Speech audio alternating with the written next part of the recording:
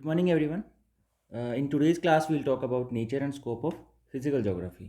ये आपका भौतिक भूगोल को पढ़ना प्रारंभ करने से पहले का एक इंट्रोडक्टरी क्लास है. So start with nature and scope of physical geography या भौतिक भूगोल की प्रकृति और उसका कार्यक्षेत्र. तो भौतिक भूगोल की प्रकृति और उसका कार्यक्षेत्र समझने से पहले हम ये देखते हैं कि एक कॉन्सेप्ट है, वो है मानव पर्यावरण तंत्र, मैन एनवायरनमेंट सिस्टम. तो मैन एनवायरनमेंट सिस्टम क्या होता है कि देखो, जो अपना आसपास का वातावरण है, पर्यावरण है, उसमें क्या है, सबसे पहली चीज़ जो है वो है आपका लिथोस्फीयर या स्थलमंडल. स्थलमंडल मतलब पृथ्वी का वह क्षेत्र जो जहाँ पर धरातल का विस्तार है. ठीक है, हम बिल्कुल सिंपली देख रहे हैं इसको कि वह क्षेत्र जहाँ पर धरातल का विस्तार है, तो वो हो गया आपका स्थलमंडल. इसके अलावा एक है वायुमंडल. हमारे चारों ओर जो गैसीय आवरण है वो है हमारा वायुमंडल. और वायुमंडल क्यों स्थिर है, क्यों रुका हुआ है? तो वायुमंडल को जो कंट्रोल करता है वो है पृथ्वी का गुरुत्वाकर्षण बल, पृथ्वी का ग्रेविटेशनल फोर्स, जिसके कारण उसके चारों ओर गैसीय वातावरण फैला हुआ है. ठीक है. और एक है आपका जलमंडल. जलमंडल क्या है? जल, जहाँ पर भी आपको जल का विस्तार दिख रहा है वो सारा जलमंडल का स्वरूप है. इन तीनों मंडलों के संयोजन से विभिन्न प्रकार के इन तीनों मंडलों में वो क्षेत्र जहाँ पर विभिन्न प्रकार के जीवों का आवास है, वहाँ पे जो उसको बोलेंगे हम जैवीय मंडल. तो ये जो चार मंडल हो गए आपके, लिथोस्फीयर, उसके बाद में आपका एटमॉस्फेयर, हाइड्रोस्फीयर, और ये हो गया बायोस्फीयर. तो इन सभी संपर्क मंडल, ये जो जितने भी मंडल हैं, इनका जो संपर्क क्षेत्र है, ठीक है, इन सभी मंडलों का संपर्क क्षेत्र उन सीमाओं तक व्याप्त है जहाँ तक धरातल के नीचे हो या ऊपर हो मानवीय पहुँच है. इसी मानवीय पहुँच को, इस संपर्क क्षेत्र में सभी वस्तुओं, तथ्यों या घटनाओं के मध्य जो जटिल जटिल पारस्परिक अंतर्क्रिया है, ठीक है, जो कॉम्प्लेक्स इंटर रिलेशनशिप है, उसको हम बोलते हैं मैन एनवायरनमेंट सिस्टम. तो मैन एनवायरनमेंट सिस्टम में क्या है? मैन एनवायरनमेंट सिस्टम में क्या है कि मानव जो है वो अपने पर्यावरण को किस प्रकार प्रभावित करता है. मानव अपने पर्यावरण को किस प्रकार प्रभावित करता है. अब इस पर्यावरण में आपका सार आ जाएगा, लिथोस्फीयर भी आ जाएगा, ठीक है, उसके बाद में जलमंडल आएगा, हाइड्रोस्फीयर आएगा, एटमॉस्फेयर आएगा, और बायोस्फीयर तो है ही. तो मानव अपने ज्ञान द्वारा या मानव अपने क्रियाकलाप द्वारा अपने वातावरण की, पर्यावरण की जो भी है, उनके साथ जो जटिल अंतर्क्रिया करता है, उसको क्या, किस में सम्मिलित करते हैं? मानव पर्यावरण तंत्र में, ह्यूमन एनवायरनमेंट सिस्टम में. इसमें नाम से ही पता लग रहा है आपको कि मैन एनवायरनमेंट को जिस जिस भी प्रक्रिया से प्रभावित कर रहा है, वो सब चीज़ें हम पढ़ेंगे मैन एनवायरनमेंट सिस्टम में. तो जो भौतिक भूगोल है, बेसिकली वो मानव पर्यावरण तंत्र का एक भाग है. ठीक है. अब देखते हैं भौतिक भूगोल की प्रकृति, नेचर. भौतिक भूगोल की प्रकृति कैसी है? तो भौतिक भूगोल जो है वो एक बहुउपयोगी, ठीक है, मानवोचित और समाजोपयोगी विज्ञान है. मल्टीपर्पज है, मानव के हित में कार्य कर सकता है, समाज को प्रभावित कर सकता है. तो इसकी प्रकृति को समझने के लिए कुछ इसकी विशेषताएं हैं, वो देखते हैं. सबसे पहली जो चीज़ है वो है अवस्थिति का ज्ञान. ठीक है, लोकेशन का पता बताता है ये है अपनी अवस्थिति और परिवेश, जहाँ पर मानव निवास कर रहा है वो, और उसके आसपास का पर्यावरण, उसको समझने के लिए सभी प्रयासरत होते हैं. तो उसको समझने के लिए, मतलब मानव को अपनी अवस्थिति तथा अपने आसपास के वातावरण को समझने के लिए भौतिक भूगोल का ज्ञान अत्यावश्यक है. ठीक है. यदि आप अपनी स्थिति को समझ लेते हैं, उसके बाद ही आप अपने आसपास और दूर की वस्तुओं, दूर के जो क्षेत्र हैं, उनकी भी स्थिति, दिशा और दूरियां ज्ञात करने का प्रयास करते हैं. और यह जो काम है आपका, अवस्थिति को निर्धारित करना, अवस्थिति के बारे में समझना, आसपास कौन से उच्चावच हैं, कैसी जलवायु है, ये सब किस में सम्मिलित है? ये आपका भौतिक भूगोल में सम्मिलित है. तो पहला हो गया भौतिक भूगोल का कि अवस्थिति का ज्ञान करना संभव बनाती है. दूसरा है मानव पर्यावरण से असंबंध का अवबोध. ठीक है. मानव पर्यावरण में क्या इंटर रिलेशनशिप है, मानव कौन से प्राकृतिक वस्तुओं के लिए या अपने पर्यावरण से किस प्रकार से संबद्ध है, यह आपको जानना है. तो आपको पढ़नी पड़ेगी भौतिक भूगोल. और ये जो मानव पर्यावरण संबंध हैं जिनकी हमने अभी बात की, इसको जैसे जैसे टाइम गुजरता गया वैसे वैसे मानव और पर्यावरण का संबंध जो है और अधिक जटिल होता गया। इसमें प्रगाढ़ता और जटिलता बढ़ती गई। क्यों बढ़ती गई? क्योंकि हमें पर्यावरण के बारे में नित नई जानकारियाँ प्राप्त होती गई। नेक्स्ट देखते हैं। इसके बाद है समग्र ज्ञान में सहायक। तीसरा पॉइंट है आपका समग्र ज्ञान में सहायक। कहने का मतलब क्या है इसमें कि जो होलिस्टिक नॉलेज है वो आपको तभी मिल सकता है जब आप अपने परिवेश की अच्छे से समझ रखें। और अपने परिवेश को समझने के लिए आपको क्या करना पड़ेगा? भौतिक भूगोल का अध्ययन करना पड़ेगा। ठीक है, तो इस प्रकार क्या है, भौतिक भूगोल है उसका एक यूनिक कंट्रीब्यूशन है किसमें? ह्यूमन डेवलपमेंट में, या मानव विकास में, या मानव द्वारा अर्जित ज्ञान की प्राप्ति में, या उसको बढ़ाने में मानव भूगोल का योगदान यूनिक है या विशिष्ट है। अब अगला टॉपिक देखते हैं, क्षेत्रीय नियोजन में सहायक। देखो, किसी भी जगह की यदि आप प्लानिंग करोगे या नियोजन करोगे तो वो आप तभी कर सकते हो जब आपको अपने परिवेश का अच्छे से पता हो।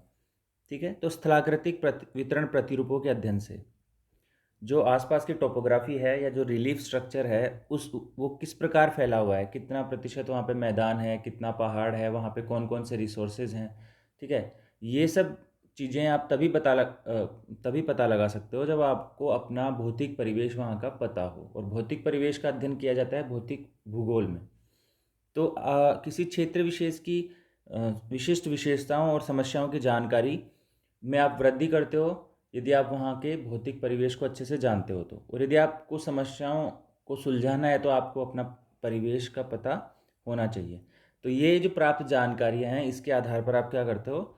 उस क्षेत्र का नियोजन करते हो, वहाँ की प्लानिंग करते हो। और प्लानिंग करोगे, बेटर प्लानिंग होगी तो उसको बेटर एग्जीक्यूट कर पाओगे और क्षेत्रीय विकास में आप योगदान दे पाओगे। तो ये हो गया आपका चौथा पॉइंट कि क्षेत्रीय नियोजन में सहायक होता है क्या? भौतिक भूगोल।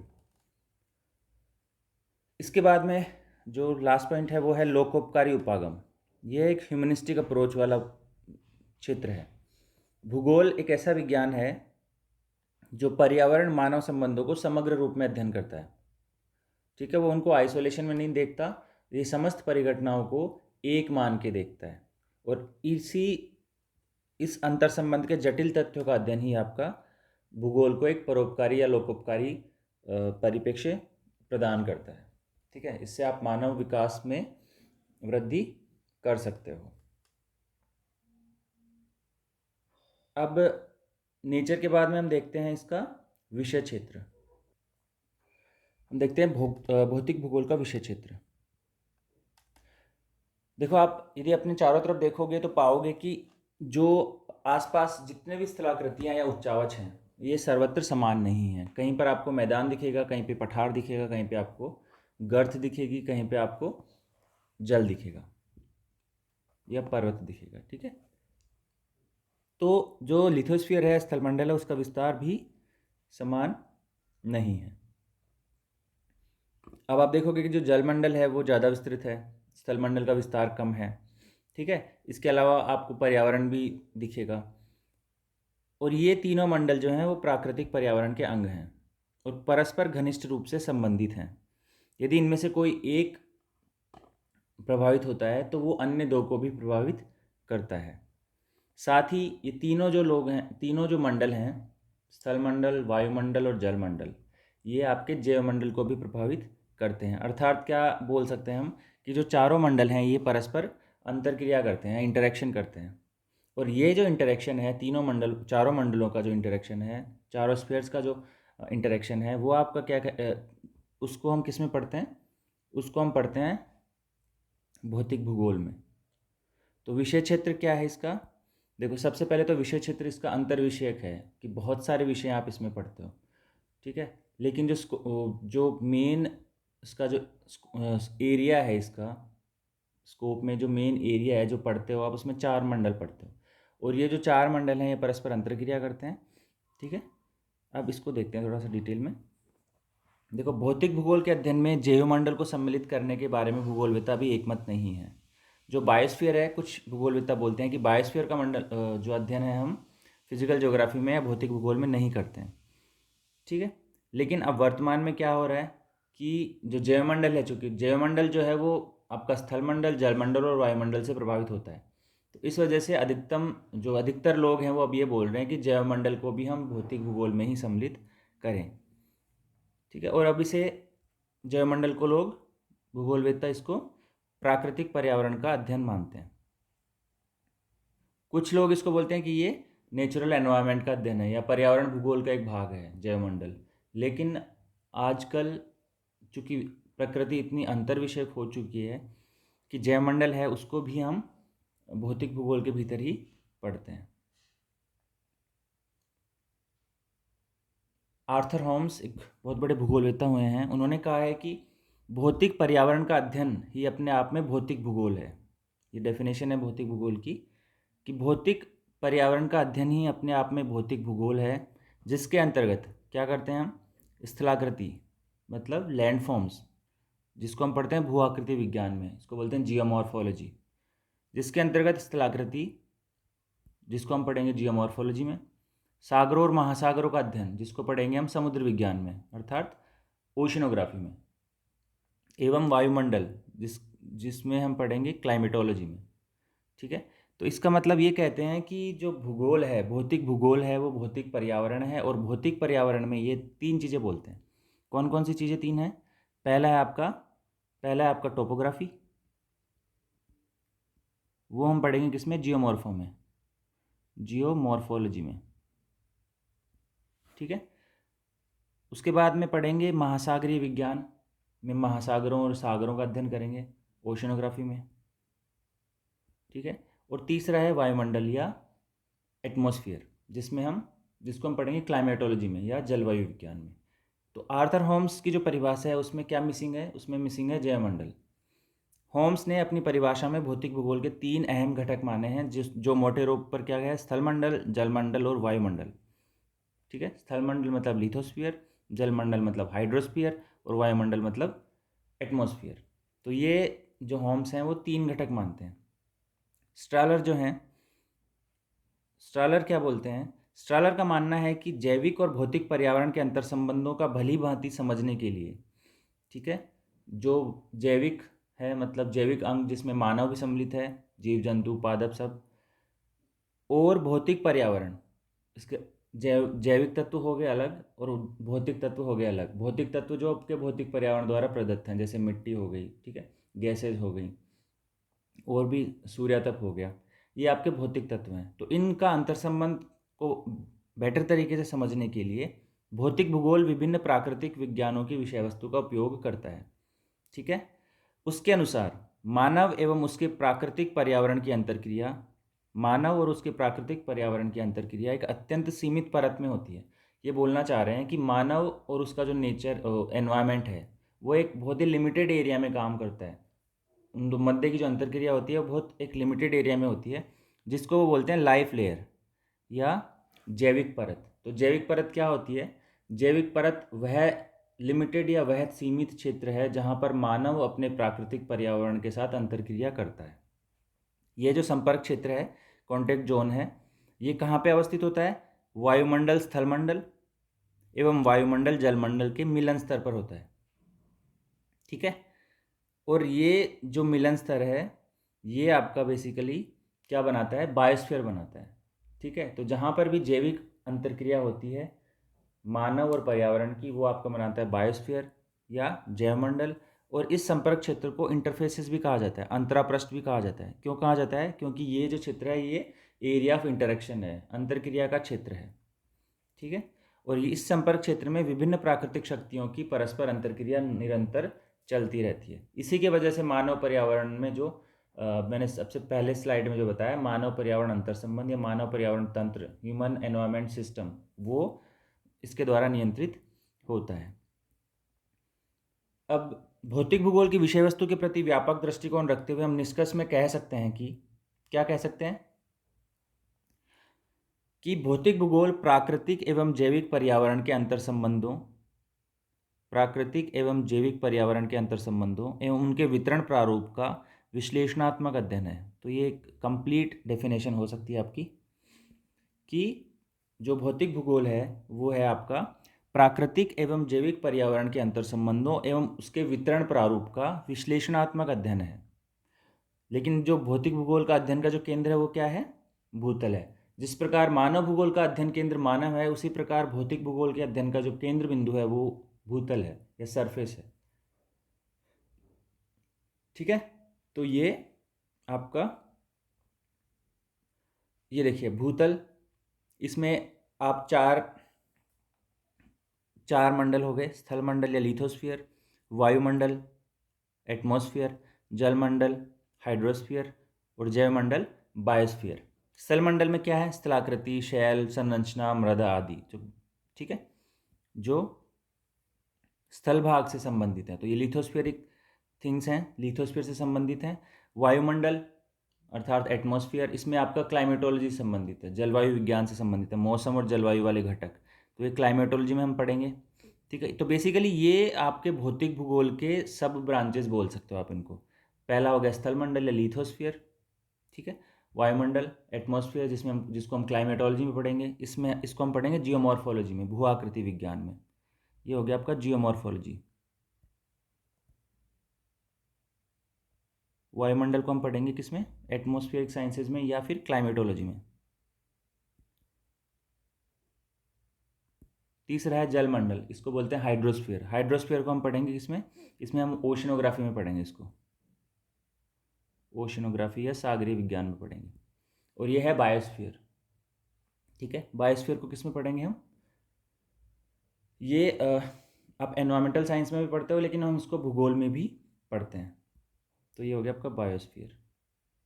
भौतिक भूगोल का भी पार्ट है, लेकिन कुछ लोग इसको पार्ट मानते हैं किसका? नेचुरल साइंसेज में एनवायरमेंटल साइंस का, पर्यावरण विज्ञान का। लेकिन चूंकि हम इसको भौतिक भूगोल के रूप में भी अध्ययन कर रहे हैं, तो इसको हम बायोस्फीरिक साइंसेज में पढ़ेंगे, बायोस्फीयर में पढ़ेंगे। ठीक है, ये चारों जो हैं इनकी अंतरक्रिया होगी, और अंतरक्रिया के फलस्वरूप क्या बनेगा आपका? लैंडस्केप बनेगा, ज्योग्राफिक लैंडस्केप बनेगा, भौगोलिक स्वरूप बनेगा, भौगोलिक भौगोलिक ज्योग्राफिक लैंडस्केप निर्मित होगा। क्यों निर्मित होगा? क्योंकि ये परस्पर अंतरक्रिया करेंगे। तो स्थल मंडल क्या है आपका? स्थल मंडल की क्या उपयोगिता है? इसमें क्या होता है? गहरे भाग, स्थल मंडल के गहरे भाग से जल और विविध प्रकार के खनिज प्राप्त होते हैं। ठीक है, पादप जंतु ये सब कहाँ विकसित होते हैं? अधिकतर ये कहाँ विकसित होते हैं? स्थल मंडल पर। हालांकि जलमंडल में भी सारा बायोटा पाया जाता है, लेकिन जो मुख्यतः ये है वो कहाँ मिलेगा आपको? स्थल मंडल पर। और ये उसी से मृदा और पोषक तत्व प्राप्त करते हैं। किससे? मृदा से। मृदा स्थल मंडल पे होती है और उससे ही पादपों का पोषण स्तर, पादपों को पोषण प्राप्त होता है। धरातलीय स्वरूप कैसे निर्मित होते हैं? ये परस्पर, जो धरातल है उसकी परस्पर अंतरक्रिया, उसकी भूगर्भिक शक्तियों द्वारा पर्वत पठार मैदान आपके निर्मित होते हैं। इनको हम नेक्स्ट क्लासेस में देखेंगे। ठीक है, अब धरातल पर पाया जाने वाला गैसीय आवरण भी किसका ही भाग है? भूतल का ही भाग है। तो ये आपका हो गया स्थल मंडल या लिथोस्फीयर। इसके बाद में आता है वायुमंडल। तो वायुमंडल क्या करता है? विभिन्न मौसमी परिस्थितियों को नियंत्रित कौन करता है? वायुमंडल करता है। जलवायु को प्रभावित भी वायुमंडल करता है, तो इसको भी हम पढ़ेंगे उसमें। वायुमंडल के बाद में आपका आता है जलमंडल, हाइड्रोस्फीयर। हाइड्रोस्फीयर का जो महत्व क्या है मानव के लिए? यातायात का कारक है। इसके अलावा बहुत सारे खनिज आपको महासागरों से प्राप्त होते हैं, जैविक खनिज प्राप्त होते हैं। ठीक है, जैविक या अजैविक दोनों संसाधन आपको प्राप्त होते हैं। तो ये तीनों हो गए आपके, जिससे मानव को, जिनसे मानव अंतरक्रिया करता है और अपने विकास के लिए कार्य करता है। इसके बाद में आता है एक जैवमंडल।